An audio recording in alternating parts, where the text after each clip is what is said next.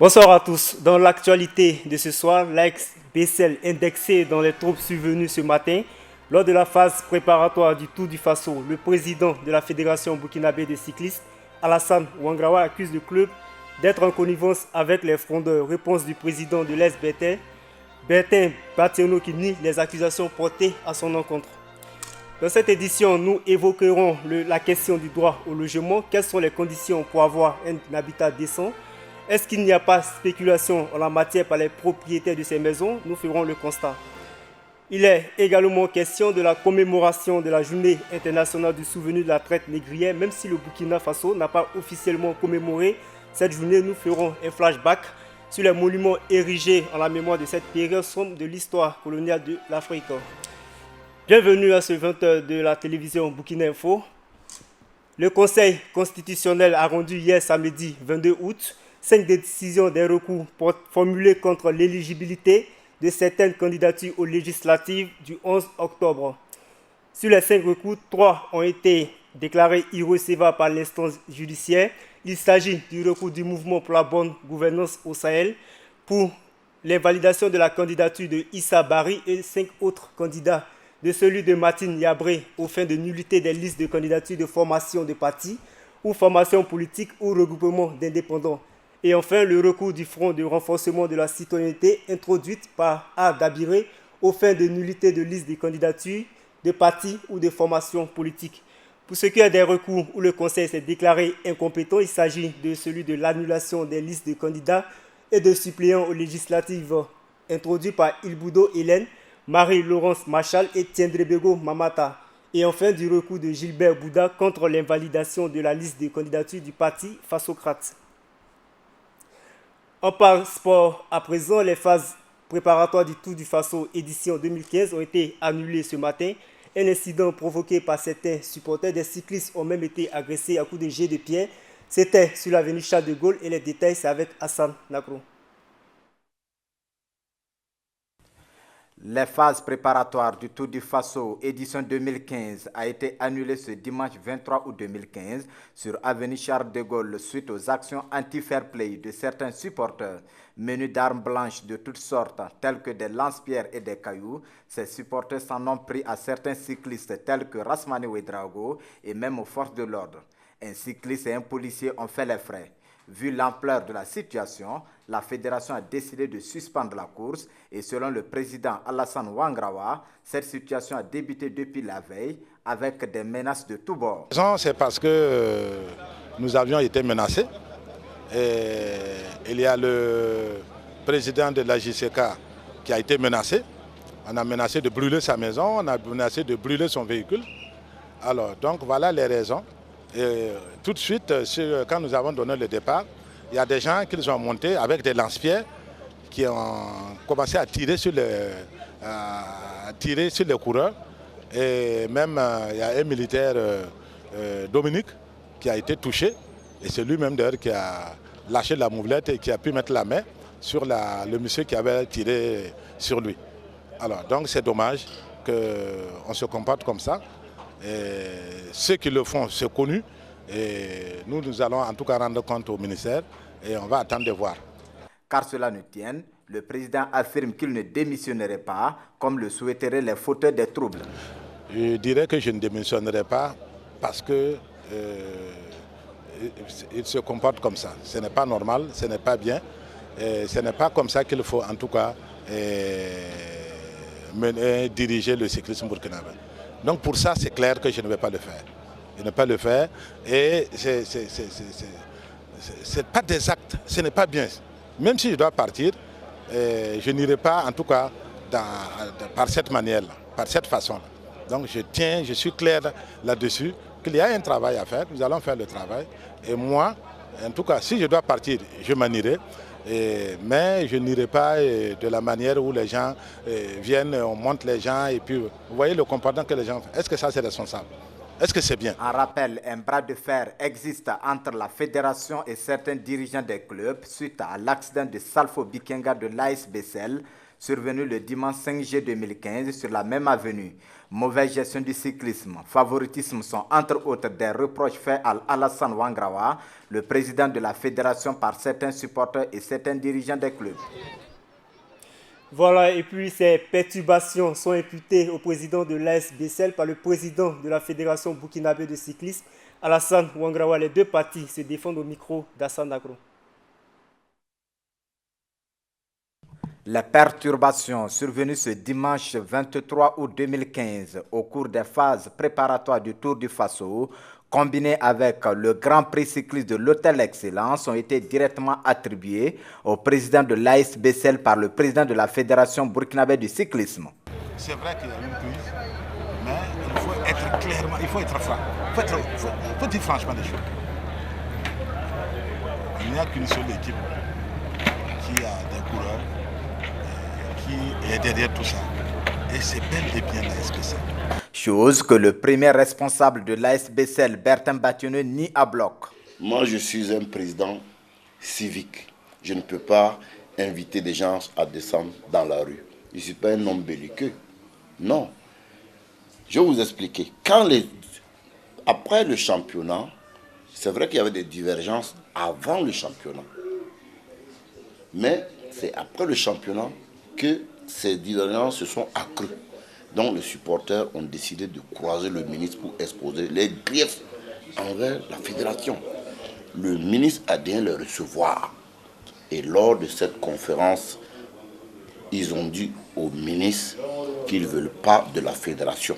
Et que si cette fédération est toujours en place, il n'y aura pas de compétition au Burkina. Donc, ça ne peut pas être Bertin Bationeux, président de l'AS Bessel, qui va instrumentaliser des supporters et qui de surcroît, qui sont bien organisés, à descendre dans la rue. Moi, je n'ai pas ce pouvoir. Est-ce que je peux faire descendre 15 à 20 000? J'ai quel pouvoir pour faire descendre 10 à 15 000 personnes sous le goudron? Impossible. Mais qu'est-ce que ces supporters reprochent concrètement au président de la Fédération burkinabé de cyclisme? Moi, c'est quoi? C'est de rien. Est-ce que depuis que les gens parlent, quelqu'un a pu vous donner une preuve? Non. Rien. Pourtant, le président de l'AS Bessel lui indexe sa gestion de la fédération comme moteur de ces troubles. Comment se fait-il que lui reçoit de l'argent et il n'arrive pas à justifier ses dépenses et il a un bureau qui fonctionne à moitié? Comment vous pouvez comprendre une fédération qui travaille sans comptabilité, sans justification, qui fait des dépenses à la va-t'asseoir? Comment voulez-vous que le cyclisme parte de l'avant? De toute façon, c'est l'état du sport au Burkina et en Afrique en général. En tous les cas, la crise au sein de cette fédération est maintenant ouverte au regard des agissements constatés de certains supporters de la Petite Reine ce dimanche matin sur l'avenue Charles de Gaulle. On parle logement à présent. Les prix de la location à Ouagadougou grimpent à grande vitesse.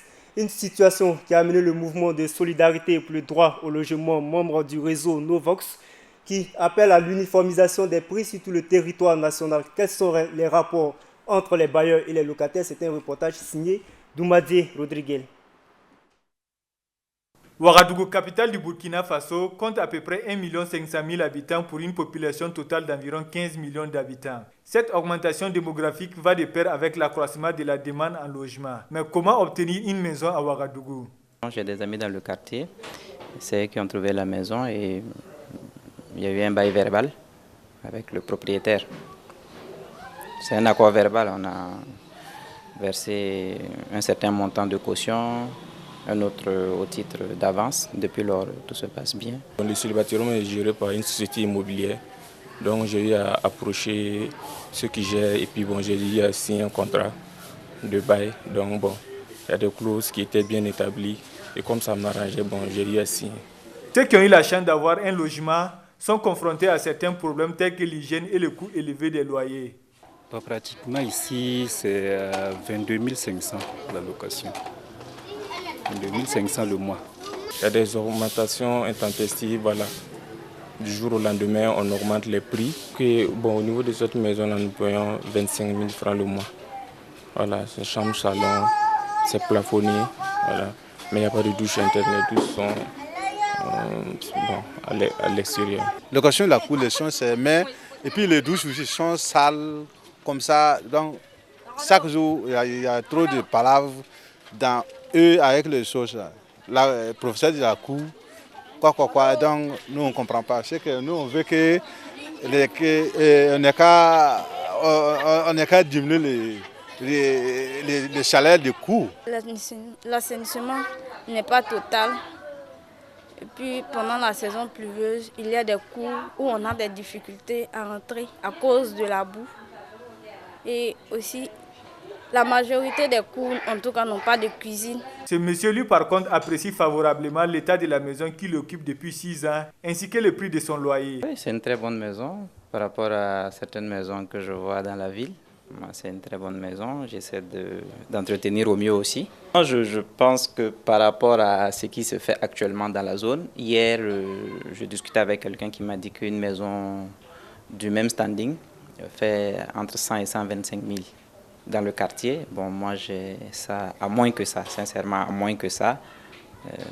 Donc, je pense que c'est bon. Pour pallier les difficultés liées à l'accès à un logement décent, Seydou Traoré, défenseur du droit au logement pour tous, invite les autorités à prendre ces problèmes à bras le corps. Je pense quand même qu'on devait asseoir une politique cohérente pour réglementer quand même les loyers, pour permettre à tous ceux qui n'ont pas les moyens, et la majeure partie de la jeunesse qui se plaint aujourd'hui, en tout cas que l'État ne regarde pas, ne voit pas leur situation, comment ceux-là qui sont dans l'informel, ceux-là qui sont des fonctionnaires moyens, qu'ils puissent vivre décemment dans ces maisons-là, non seulement pour être en sécurité avec leur famille et avec eux-mêmes. Aux premières heures de la transition, ce problème était inscrit dans l'agenda du gouvernement. Mais jusque-là, le constat semble être tout autre. Voilà, je rappelle que le gouvernement de la transition s'était engagé à faire du droit au logement une réalité. C'est dans cette optique qu'il a initié de vastes programmes de construction de logements sociaux dans les centres urbains. La cité de Basenko, qui fait partie du programme 10 000 logements sociaux et économie du gouvernement Tiao, est inaccessible en cette période de pluie. À cela s'ajoute l'absence d'éclairage, synonyme d'insécurité. Les précisions avec Hassan Nakro. La cité de Basenko, inaccessible en ces périodes de pluie. Une voie inondée de flaques d'eau, difficile d'y passer tant pour les motos que pour les véhicules. À cela s'ajoute le manque de lampadaires pour ces riverains, synonyme d'insécurité pour les passants nocturnes. Au sein de la cité, les habitants sont mécontents et pour cause. Les voies d'accès posent beaucoup de problèmes. Pendant la saison hivernale, beaucoup de résidents ont des problèmes pour accéder à leur maison. Pour les voies d'accès à la cité principale, c'est un peu gâté. On attend d'ici là s'ils vont venir mettre le bitume. Peut-être ça, c'est prévu dans le plan, tout ça là. Ce qui manque. Sinon, quand il pleut, en tout cas en saison pluvieuse, c'est pas facile en tout cas d'accéder dans les logements. Mais ici même, il y a eu 2 cas même d'agression tout récemment. Il y a une dame qui s'est vue retirer sa moto, pas tout récemment, un autre jeune qui rentrait, qui s'est vu déposer de son argent. Donc si c'est le risque d'insécurité, c'est là. Manque d'infrastructures sanitaires, manque d'écoles, absence de centres de sécurité sont entre autres les problèmes auxquels ces résidents sont confrontés. À cela s'ajoute la qualité des logements, des murs délabrés, des maisons fendillées, des installations électriques mal ficelées. Les propriétaires ne cachent pas leur dégoût. Les infrastructures sanitaires et sécuritaires n'existent pas. Et ce sont les mesures qu'on devait d'abord, les infrastructures sanitaires et sécuritaires, on devait d'abord les mettre en place avant que les habitants n'y arrivent. Mais ce qui ne fut pas le cas. Il y a beaucoup de maisons qui ont été attribuées. Aujourd'hui, on peut compter la population qui y habite parce que, à cause des infrastructures, à cause des problèmes de sécurité, de santé, les gens ne veulent pas venir. Ces logements sociaux vont de 5 500 000 à 7 500 000 selon la grille salariale et les 10 propriétaires ont jusqu'à 20 ans pour solder leur crédit. Et puis à côté de ces cités qui ont un certain nombre de commodités, dans les non-lotis, les populations vivent dans des situations précaires. Absence d'infrastructures sanitaires, d'écoles et de forages. À Nagrin et à Yamtenga, Max Gombré est allé faire le constat. Suivez son reportage. Ouagadougou est une ville en plein essor où le logement coûte de plus en plus cher. Certains préfèrent, faute de moyens, se trouver un logement dans les bidonvilles. Là-bas, ces jeunes gens disent être délaissés par le gouvernement car inaccessibilité de l'eau, insécurité et manque de centres hospitaliers sont entre autres devenus leur quotidien. Dans les quartiers Nagrin et Yamtenga, les habitants montrent leur ras-le-bol par rapport à leurs souffrances. Les problèmes ici sont innombrables. Nous sommes complètement délaissés par les autorités du pays. En saison hivernale, les eaux de pluie nous fatiguent. Nous n'avons pas de route ni d'eau. Nos familles sont dans le désarroi. Pourtant, nous soutenons les politiciens, mais depuis lors, rien. Ils ne viennent que quand ils ont besoin des voix pour les élections.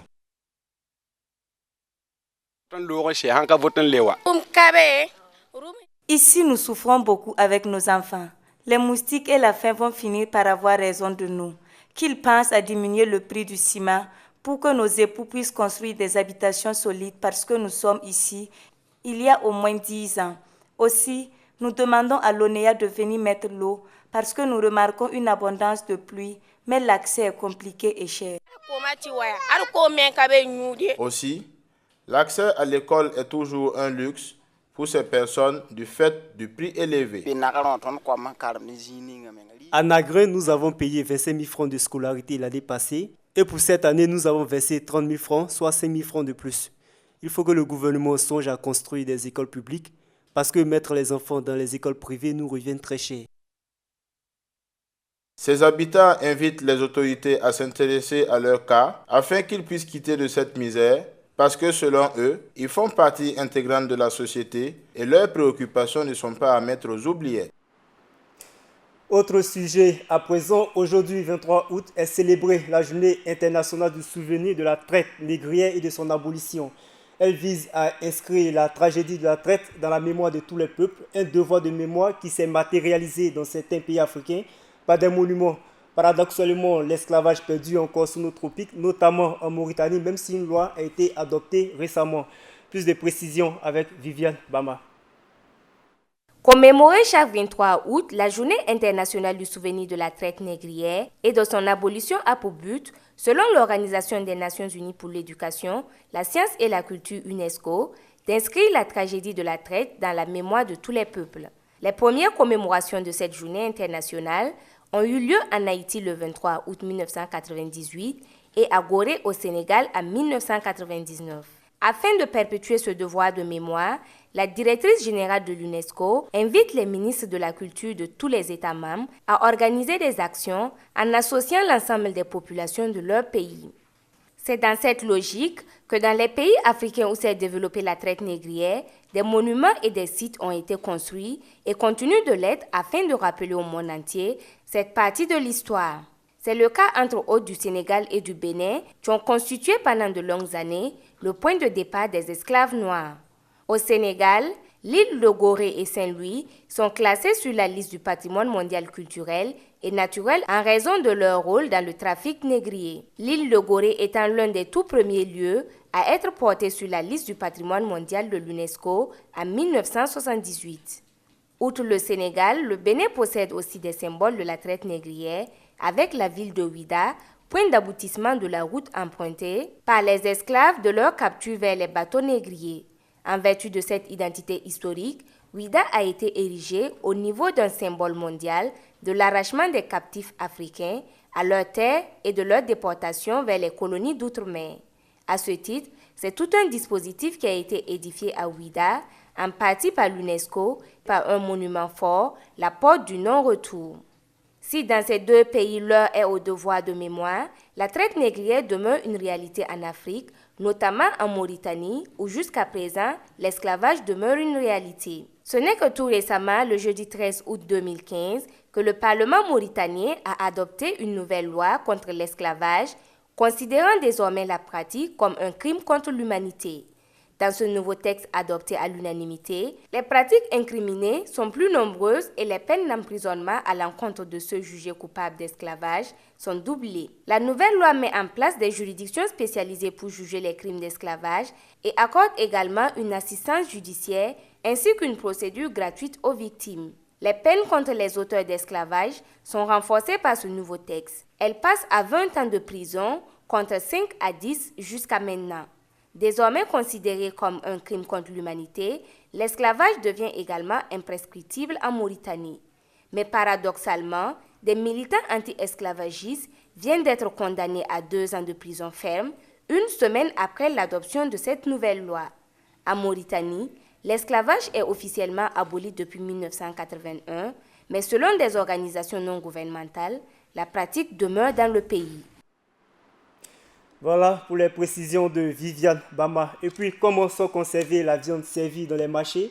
Qu'est-ce qui garantit de la qualité de cette viande vendue? Autant de questions qui ont amené notre équipe de reporters au marché de Dazasco, d'autant plus qu'une cargaison de viande avarie a été saisie le 10 août dernier.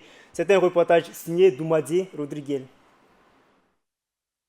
Suite à la saisie d'une importante quantité de viande avariée par la gendarmerie de Bascule le 10 août dernier, un constat au marché de Dazasco nous a permis de savoir si les viandes qui y sont vendues sont passées par les services des laboratoires frigorifiques de Ouagadougou. Dans notre marché ici, la viande qui vient ici, là, en tout cas, c'est de la bonne viande dans notre marché là. Mais viande qui n'est pas cuite à l'abattoir là, nous on peut rien, comme c'est notre travail, on peut rien dire. Mais nous-mêmes on le sait que c'est pas bien. Tu vois pas non? Voilà, ça c'est des tampons de abattoir frigorifique. Cette situation encourage les bouchers aurait contribué à baisser leur rentabilité.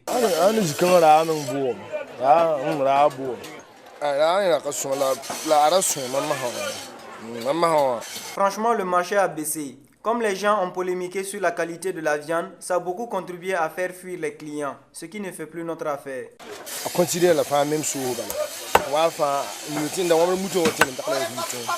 Voilà. Ah, c'est changé un peu parce que dans 2 jours, il n'y a plus de marché.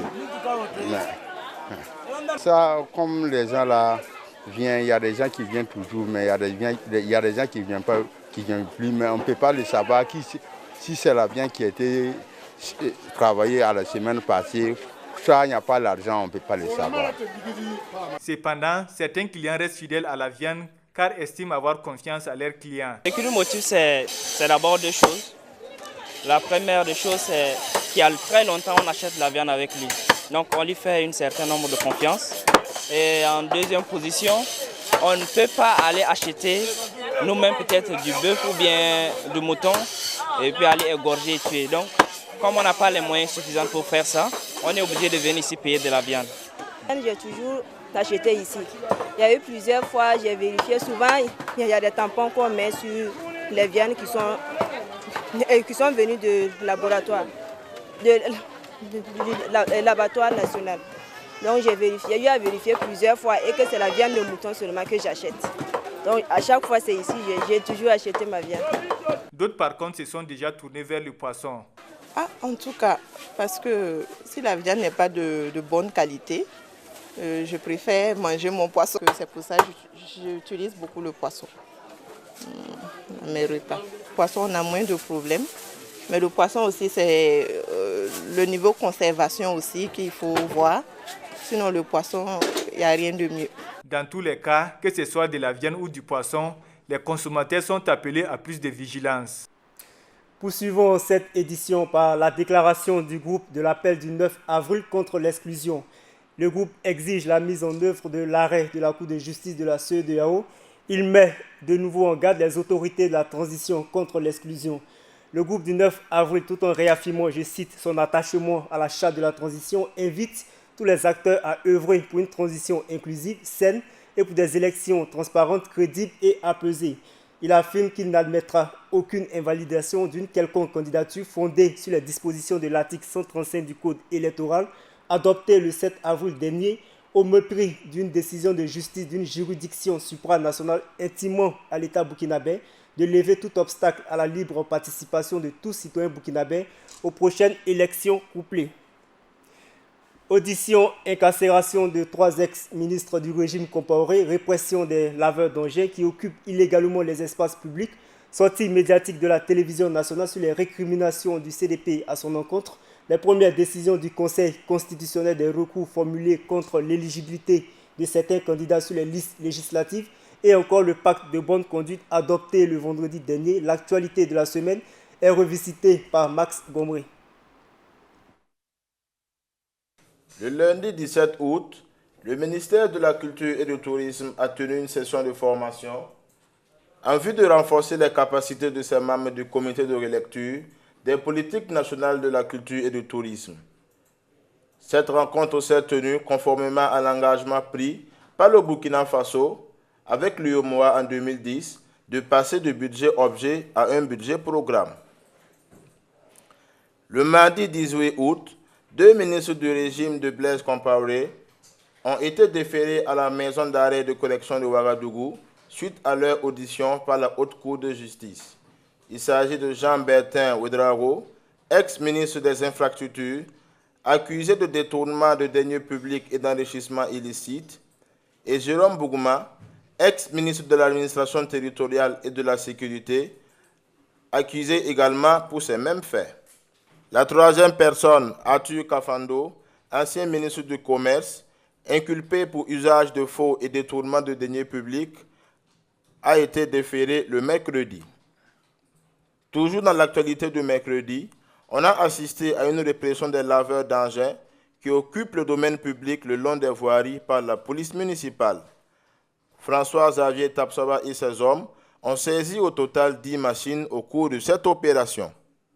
Le jeudi 20 août, la radio-télévision burkinabé formait un démenti à la déclaration du Congrès pour la démocratie et le progrès qui l'accuse de boycotter les activités de certains partis politiques. La directrice générale, Danielle Bougadé, s'est voulue claire en ce qui concerne le mode de fonctionnement de la RTB. Toujours dans cet élan de clarification, les organisations de la société civile féminine du Burkina ont à leur tour donné les raisons des recours du Conseil constitutionnel au fin d'invalider certaines listes de partis politiques pour les législatives, ce au regard de ce qu'elles considèrent comme une violation de la loi portant fixation de quotas aux élections législatives et municipales. Le vendredi 12 août, un pacte de bonne conduite a été signé en présence des autorités de la transition par les acteurs de la scène politique, les médias, les représentants de la société civile et les agences de communication visant à définir la conduite des partis durant la période électorale. Dans la valse des recours, la plus haute juridiction du Burkina Faso a commencé à statuer sur les dossiers introduits contre un certain nombre de candidatures. Pour ce qui concerne celui du cadre de concertation nationale des organisations de la société civile, il a été déclaré irrecevable par le Conseil constitutionnel du fait de sa forme contradictoire à l'article 193 du même code électoral. Enfin, le ministère de la fonction publique et de la sécurité sociale, avec à sa tête Augustin Loada, accompagné du procureur du Faso, au cours d'un point de presse a annoncé des cas de fraude sur 4 de ces concours et l'interpellation de 14 présumés coupables et complices. L'actualité de cette semaine a aussi porté sur les dépôts de candidature à la présidentielle d'octobre prochain. 22 candidatures au total ont été enregistrées. Voilà, mesdames et messieurs, c'est la fin de cette édition. Merci à tous de l'avoir suivi. Je vous retrouve à 22h pour le flash d'information.